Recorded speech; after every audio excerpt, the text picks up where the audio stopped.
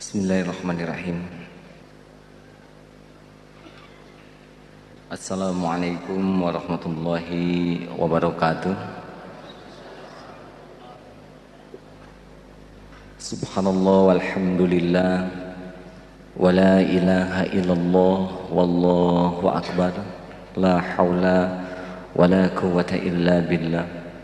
Allahumma salli ala Muhammad wa ala alihi wa ashabihi ajma'in, amma ba'du.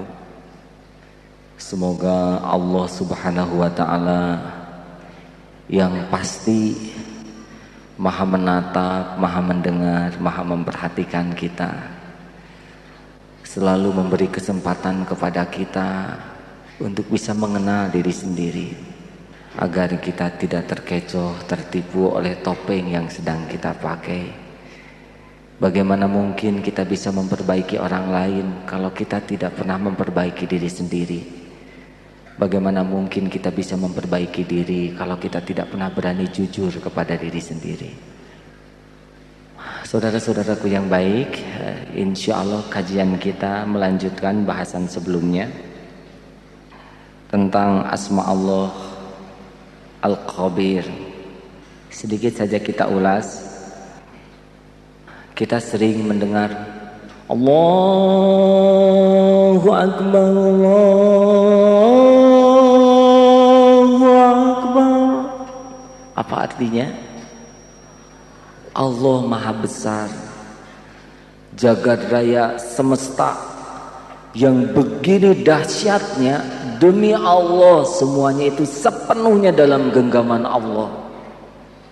Katanya galaksi yang begitu banyaknya itu mutlak, total, semuanya dalam kekuasaan Allah yang maha sempurna. Kita ada di dalam sebuah galaksi, dan salah satu di antara noktah kecil galaksi kita adalah matahari kita. Jadi matahari ini Masya Allah, bagi Allah tuh kecil, tidak ada apa-apanya. Dan bumi ini kurang lebih 1/1,5 matahari dunia ini. Maka kalau matahari sudah kecil bagi Allah, maka dunia ini maaf tidak bunyi. Kalau dunia sudah kecil, maka Indonesia, Bandung, Darut Tauhid, manusia, we are nothing. Mungkin begitulah. Kalau saja dunia ini ada harga sesayap nyamuk saja bagi Allah, maka orang-orang kufur, orang-orang durjana nggak akan dikasih minum barang seteguk pun jua. Tapi saking tidak ada harganya dunia ini bagi Allah, maka para penjahat, durjana, terlaknat sekalipun kasih saja, dan nggak akan dibawa kemana-mana. Fir'aun yang terkenal kekejiannya kasih saja, dan gak akan bisa dimakan semua hartanya, tidak akan bisa dipakai segenap hartanya, cuman ngaku-ngaku saja, mati gak dibawa. Dunia ini Masya Allah gak ada apa-apanya. Dunia cuman tempat mampir sebentar aja kita ini. Ya, ini kita lagi episode mampir. Tuh anak-anak yang kecil-kecil dah siap menggantikan kita. Ya, beberapa yang sudah siap, kain kafan sudah tersedia.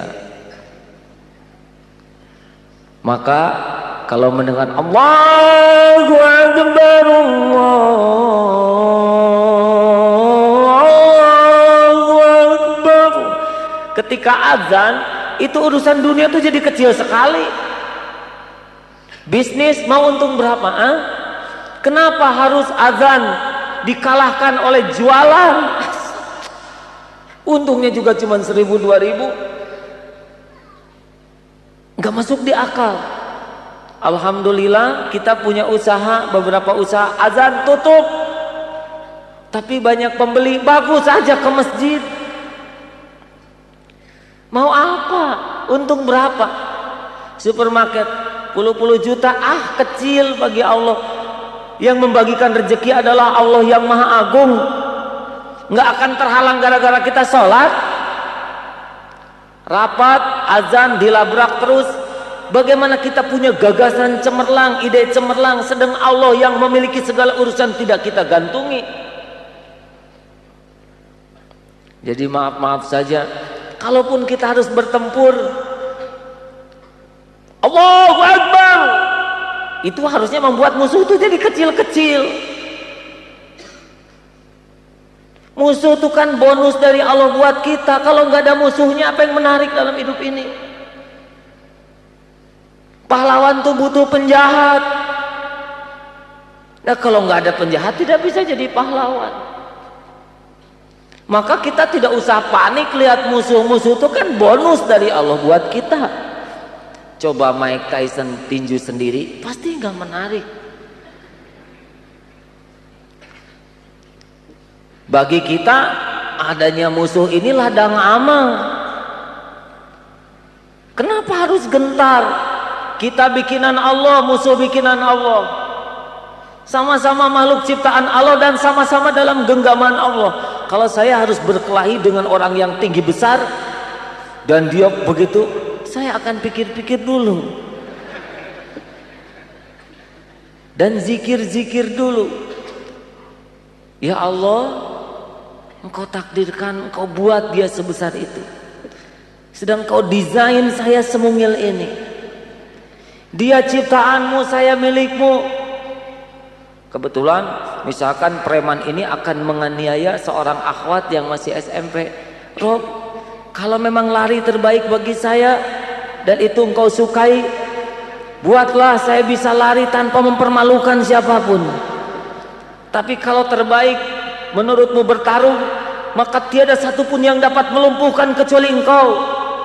Ya Allah, bisa jadi dengan keyakinan seperti itu, Bismillahirrahmanirrahim, lah.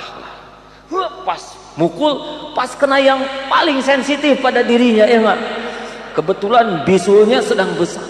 Allah Maha mengatur semua mudah saja, karena dia juga milik Allah. Pantang, kenapa harus gentar? Ya. Yang penting kita tidak pernah zolim. Kalau kita pukul dia sudah jatuh, lalu kita ambil bata, nah inilah yang rugi buat kita. Berarti kita sudah berkelahi hanya memuntahkan nafsu. Ingat Imam Ali pada waktu berkelahi itu ya, ketika musuhnya sudah dihantam dan jatuh, tiba-tiba musuhnya meludah ke wajahnya. Tidak jadi oleh Imam Ali dihantamnya. Bangkit. Kenapa tidak jadi, Li? Kamu membunuhku. Karena aku khawatir membunuhmu bukan karena Allah, tapi karena ludah. Bangkit. Bagi kita bertarung itu adalah kehormatan, menjaga kemuliaan, bukan perkara menang dan kalah. Kita nggak pernah rugi. Dipukul, kita dalam keadaan benar, sakit, berguguran dosa. Menghantam dengan cara yang benar, dia terjungkir, kita dapat pahala. Kita harus terbunuh kan bukan musibah. Kalau niat benar, cara benar, terbunuh itu kehormatan di jalan Allah, syahid. Kita membunuh kalau toh dia memang yang terbaik, itu terbunuh karena kezolimannya merajalela, tidak jadi nista, na'udzubillah. Sepanjang niat dan caranya sah itu ya. Kecuali kalau kita salah, maka membunuh itu merupakan satu dosa besar, na'udzubillah min dzalik. Saudara-saudaraku sekalian, saya tidak menganjurkan bunuh-bunuhan. Tapi saya ingin menyampaikan, kalau suatu saat kita ada rampok masuk ke rumah dan kita melawan dengan cara terbaik, karena itulah yang terbaik untuk melindungi ibu, anak kita, kemudian kita terbunuh, itu bukan musibah. Musibah itu hidup mengingkari Allah seumur-umur, ini musibah. Dibunuh mati, tidak dibunuh juga mati akhirnya.